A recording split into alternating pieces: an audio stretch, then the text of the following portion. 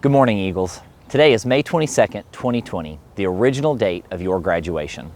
I am standing outside of the Macon City Auditorium, where in just a few hours should have been buzzing with excitement.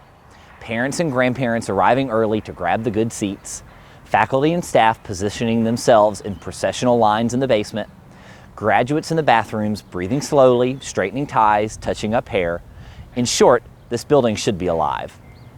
But instead, it's quiet. You're at home, and the future of graduation is uncertain. We are hoping for June, but could it be July or August? And those aren't the only questions swirling in your minds right now. Graduation is a part of this big closure in your minds, mentally closing one chapter of a book and opening another one, college. But now, as many of you have told me, your college classes and orientations are on pause, and yet again, your future is uncertain. Whenever Stratford's graduation occurs, and it will occur, you will be joining an outstanding group of alumni who are literally scattered throughout the entire world. You'll join a rank of people who are doctors, attorneys, teachers, engineers, scientists, bankers. Something I've come to realize quickly is how connected and networked our alumni community is, and you'll soon be one of them. With so much uncertainty, it can be overwhelming at times. But as we celebrate our 60th anniversary this year, it made me think back to all the times in the last 60 years and what the world has gone through during those 6 decades, and what Stratford graduates would have been facing as they set off into the unknown. Since 1962, the year of our first graduating class, Stratford graduates have entered into a world with presidential assassinations and impeachments, civil rights violations, explosions of aircrafts, collapses of communism, stock market crashes, multiple U.S. wars, the Twin Towers falling, and now an international pandemic that has brought the entire world to a standstill. So, it seems sadly fitting that the strong and incredible class of 2020 would also go through an experience like this, because it's simply preparing you for just how unpredictable our world and our future is. I tell you all this for a reason.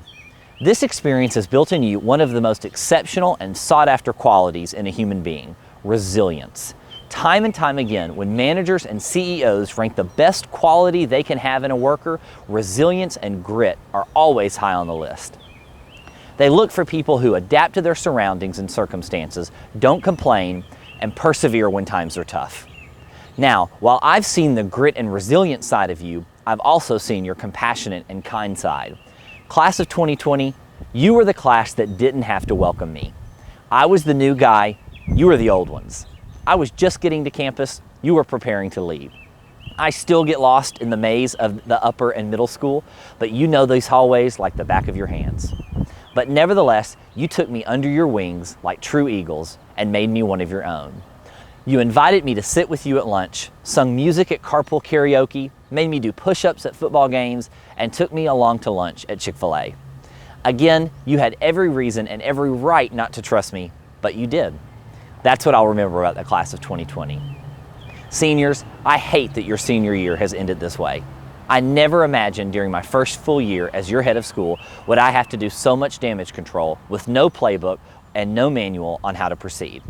But you've made my job so much easier because you persevered when times were tough.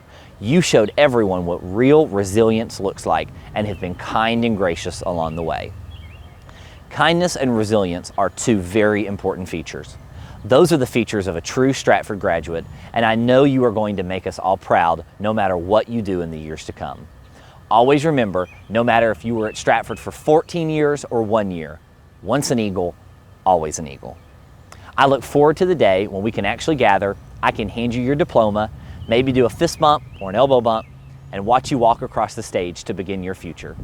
Until then, stay healthy and safe. I love you all, and go Eagles.